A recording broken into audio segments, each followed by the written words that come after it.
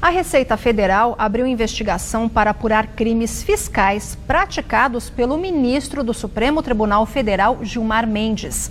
Entre as suspeitas, a de que ele e a mulher, Guiomar Mendes, estariam envolvidos num esquema de lavagem de dinheiro. A CPI dos Tribunais Superiores tem um objetivo claro de levar transparência para o Poder Judiciário. Especialmente nas Cortes Superiores, existe muita coisa que acontece e não chega de conhecimento ao público. Nós temos objetivos definidos de apurar a diferença de tratamento a depender de quem é o interessado, processos que duram anos para alguns e que duram dias ou minutos para outros. Nós temos um desrespeito cotidiano ao princípio do colegiado, onde ministros decidem monocraticamente, desrespeitando decisões do próprio tribunal que fazem parte. Nós temos a participação de ministros, a notícia de participação de ministros em atividades econômicas incompatíveis com o que está previsto na legislação pertinente, que é a LOMAN.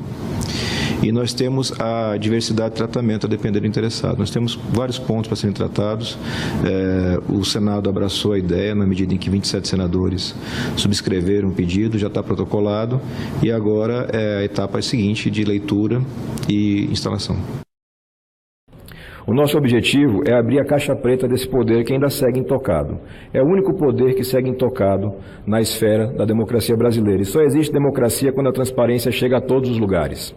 A democracia não pode ser seletiva, e nem o exercício do poder deve ser. As câmaras de vereadores, as assembleias legislativas, os palácios do executivo, este Congresso Nacional já sentiram os efeitos da transparência e das investigações claras feitas tecnicamente. Os resultados estão aqui, consubstanciados realmente em todo o Brasil, e isso é altamente relevante. É preciso também compreender, e eu faço essa fala para dentro da casa e para fora, CPI, Comissão Parlamentar de Inquérito, não é um instrumento equivalente a um inquérito policial ou a um processo criminal. CPI não foi feita para apurar crime, ainda que no passado tenha sido desvirtuada, e CPI também não foi feita para achacar ninguém. A CPI é um instrumento legítimo, histórico no Brasil, destinado a apurar fatos que tenham grande relevância no cenário nacional. Se dentro dessa apuração você encontra crimes, pior para o investigado, e esse fato vai ser encaminhado às autoridades que têm esta obrigação, Ministério Público, Polícia, no caso específico seria a Polícia Federal. Isso é absolutamente indispensável. A gente tem essa clareza do que é uma CPI, essa clareza do que a gente pretende fazer aqui. Ninguém pretende substituir o papel do Ministério Público, ninguém pretende substituir o papel da Lava Jato. São atuações independentes. A gente precisa resgatar o respeito e a credibilidade do Legislativo brasileiro. Que esse respeito é respeito aos nossos eleitores, certo? Os fatos que a gente pretende apurar, também para aproveitar o espaço e comunicar ao Brasil inteiro, são muito objetivos.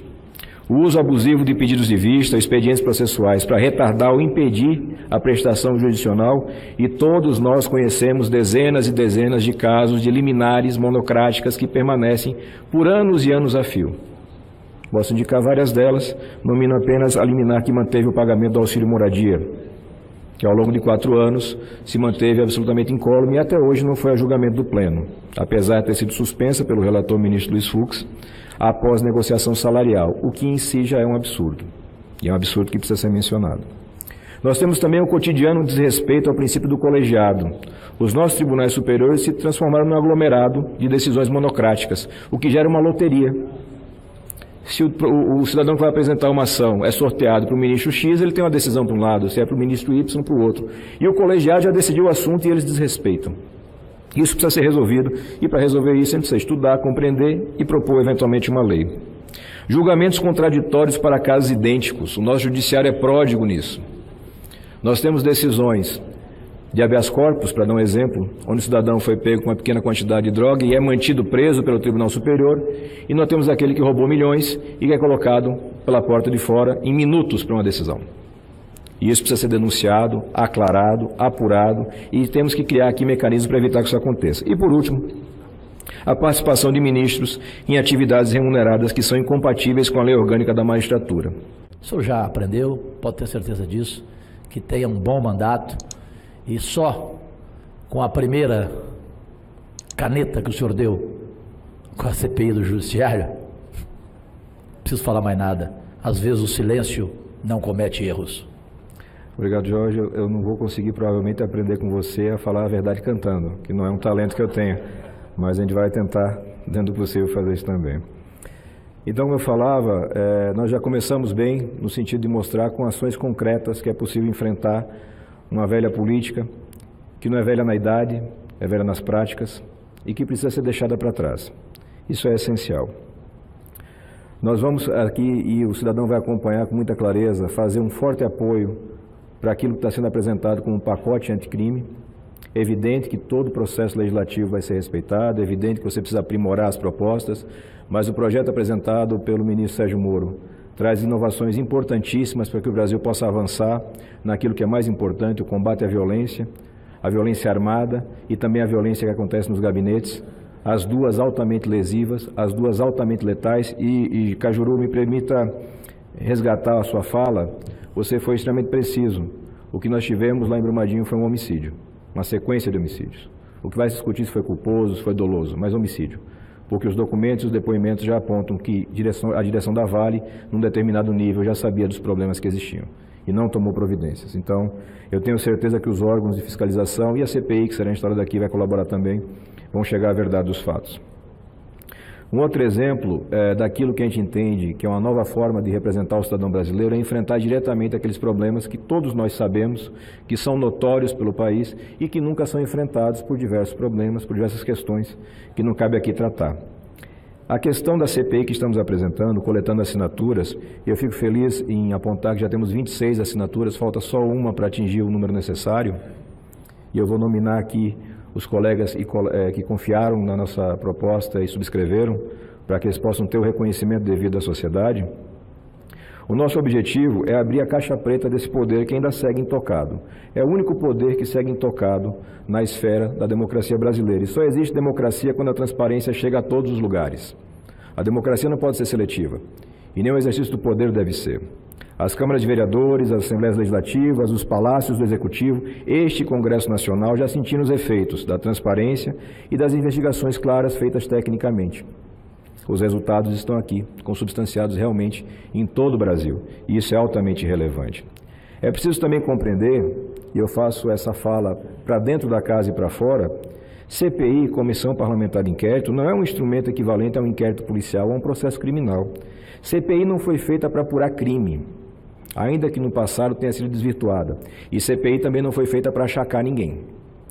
A CPI é um instrumento legítimo, histórico no Brasil, destinado a apurar fatos que tenham grande relevância no cenário nacional.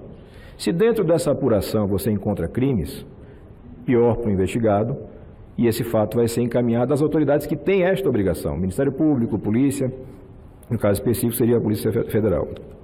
Isso é absolutamente indispensável. A gente tem essa clareza do que é uma CPI, essa clareza do que a gente pretende fazer aqui. Ninguém pretende substituir o papel do Ministério Público, ninguém pretende substituir o papel da Lava Jato, são atuações independentes. A gente precisa resgatar o respeito e a credibilidade do Legislativo brasileiro, que esse respeito é respeito aos nossos eleitores, certo? Os fatos que a gente pretende apurar, também para aproveitar o espaço e comunicar ao Brasil inteiro, são muito objetivos. O uso abusivo de pedidos de vista, expedientes processuais para retardar ou impedir a prestação jurisdicional, e todos nós conhecemos dezenas e dezenas de casos de liminares monocráticas que permanecem por anos e anos a fio. Posso indicar várias delas, nomino apenas a liminar que manteve o pagamento do auxílio moradia, que ao longo de 4 anos se manteve absolutamente incólume e até hoje não foi a julgamento do Pleno, apesar de ter sido suspensa pelo relator ministro Luiz Fux, após negociação salarial, o que em si já é um absurdo, e é um absurdo que precisa ser mencionado. Nós temos também o cotidiano desrespeito ao princípio do colegiado. Os nossos tribunais superiores se transformaram num aglomerado de decisões monocráticas, o que gera uma loteria. Se o cidadão que vai apresentar uma ação é sorteado para o ministro X, ele tem uma decisão para um lado, se é para o ministro Y, para o outro. E o colegiado já decidiu o assunto e eles desrespeitam. Isso precisa ser resolvido, e para resolver isso a gente precisa estudar, compreender e propor eventualmente uma lei. Julgamentos contraditórios para casos idênticos. O nosso judiciário é pródigo nisso. Nós temos decisões de habeas corpus, para dar um exemplo, onde o cidadão foi pego com uma pequena quantidade de droga e é mantido preso pelo Tribunal Superior, e nós temos aquele que roubou milhões e que é colocado pela porta de fora em minutos para uma decisão. E isso precisa ser denunciado, aclarado, apurado, e temos que criar aqui mecanismos para evitar que isso aconteça. E por último, a participação de ministros em atividades remuneradas que são incompatíveis com a lei orgânica da magistratura. Quem escolheu o sacerdócio da magistratura, de altíssima relevância, e eu tenho a necessidade de expressar aqui, tenho vários amigos magistrados, tenho imenso orgulho, imenso respeito pelas pessoas que prestam a jurisdição, mas quem escolhe esse sacerdócio não pode ficar rico. A Heloísa Helena, não falando de judiciário, mas falando da política, tem uma frase lapidar naquele estilo dela, bastante duro. Se ficou rico na política é porque roubou. Bem o estilo da Heloísa Helena. Se ficou rico na magistratura, está desviando da sua atividade. No serviço público em geral, funcionário público tem um recebimento por mês e várias saídas. Normalmente falta dinheiro no final do mês. Não dá para enriquecer sendo funcionário público. E mesmo o ministro da corte mais alta é um servidor público. E ele tem que ser lembrado disso, e é para isso que a gente quer ter uma atuação firme do Senado Federal. Rui Barbosa, que é o patrono dessa casa, já dizia que a pior ditadura que se pode ter num país é a ditadura do judiciário, porque contra o judiciário não há quem recorrer. É preciso ter isso muito claro. Apenas o que nós queremos é a possibilidade de aclarar a atuação jurisdicional. Nós precisamos garantir que no Brasil absolutamente ninguém esteja acima da lei. Ninguém. Eu não estou acima da lei, vocês no plenário não estão, nem nenhum ministro de tribunal algum. No dia que a gente conseguir essa realidade, estamos muito próximos dela, no dia que conseguimos essa realidade, aí sim o Brasil será uma democracia. É nesse país que eu quero criar meus filhos. É esse país que eu quero deixar para o futuro. E eu vou estar aqui todos os dias, ao longo de 8 anos, trabalhando para que isso aconteça. Como eu disse, é impositivo para mim mencionar os colegas que tiveram a coragem de subscrever comigo. Marcos Duval e Elisiane, colegas do PPS. Regufe, Capitão Stevenson, do Podemos. Eduardo Girão, Álvaro Dias, Selma Arruda, juíza Selma Arruda. Fabiano Contarato, Tasso Gereissati, Cid Gomes, Jorge Cajuru, Cátia Abreu, Soraya Tronic, Randolfo Rodrigues, Leila Barros, Sérgio Petecão, Lazier Martins, Major Olímpio, Eduardo Souza, Luiz Carlos do Carmo, Rodrigo Cunha, Plínio Valério, Jaime Campos, Luiz Carlos Reis e Telmário Mota. Falta uma assinatura para quem possa protocolar e registrar e fazer com que a democracia brasileira avance, porque é assim que ela deve ser. Muito obrigado pela atenção de todos vocês e vamos caminhar juntos. Parabenizo Vossa Excelência, quero já antecipar aqui a assinatura também, concordo plenamente com Vossa Excelência. E já anuncio e chamo imediatamente a nossa próxima oradora, a nossa senadora Elisiane Gama, minha colega da Câmara do PPS do Maranhão. Agradeço muito a sua manifestação também de coragem e já registro que será protocolado imediatamente. O deputado coloca Gilmar Mendes e Toffoli na parede. Ele disse o seguinte, em matéria do antagonista. Dia 8 de fevereiro, nesta data,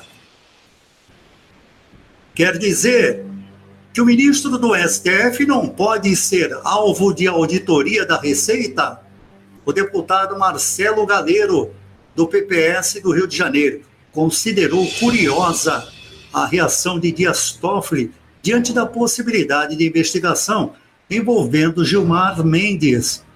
Quer dizer que o ministro aí do STF não pode ser alvo de auditoria na Receita? O parlamentar ainda acrescentou mais no Twitter. Aliás, lembremos a Toffoli que qualquer tentativa de intervir no caso para favorecer Mendes pode constituir crime, disse Marcelo Galeiro, do PPS. Olá, pessoal, canal Universo. Gilmar Mendes sendo investigado pela Receita Federal. Receita Federal, a Lava Jato chegou no pé do grande daquele que se considera aí um deus, entre aspas, Gilmar Mendes. A Receita Federal está atuando para detectar focos de corrupção, lavagem de dinheiro, ocultação de patrimônio ou tráfico de influência de Gilmar Mendes e de sua mulher, Aguimar, diz a Veja. A desconfiança consta de um relatório de maio de 2018 que aponta uma variação patrimonial, um crescimento aí econômico de R$ 696.396 do ministro e conclui que Guiomar possui indícios de lavagem de dinheiro. A sua esposa, Ainda segundo a matéria, Gilmar, por sua vez, ele ficou irritadíssimo, né? E entrou com uma petição na Procuradoria-Geral da República e na própria Receita quanto às acusações. Ele não aceita de forma nenhuma ser investigado, né? O que causa, ele diz o seguinte, abre aspas aí, né? O que causa enorme estranhamento e merece pronto repúdio é o abuso de poder por agentes públicos para fins escusos, disse o ministro do STF. Agora, abuso de poder, logo Gilmar Mendes, que vive abusando do poder aí, soltando bandida 3x2, o STF legisla, né? Se dá palpite no poder legislativo, começa a querer optar se isso é bom, se isso não é, dá um palpite até no pacote aí de Sérgio Moro. O STF não tem que dar palpite em nada, eles não estão aí para isso. A verdade é que Gilmar Mendes não suportou não ser investigado, a Lava Toga já chegou, é preciso saber o que acontece com o Toffoli com relação àqueles 100 mil que ele recebe todo mês, mas o Gilmar Mendes deixou claro, abre aspas, Gilmar diz o seguinte, olha, é o seguinte, se começarem com essa palhaçada de me investigar, eu vou para Portugal.